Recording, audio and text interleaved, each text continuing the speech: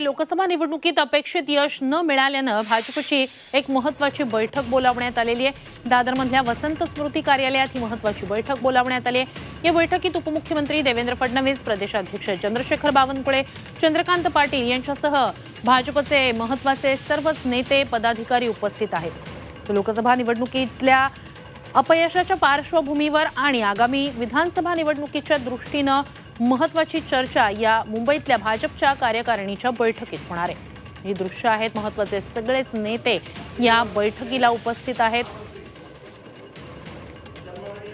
मुंबईतली भाजपची कार्यकारिणीची ही बैठक आहे। लोकसभा निवडणुकीत पदरी पडलेला पराभव, कमी झालेल्या जागा, त्यानंतर विधानसभा निवडणुकीच्या दृष्टीनं कशा प्रकारची रणनीती आखायची या सगळ्या संदर्भातली चर्चा याच बैठकीत केली जाईल।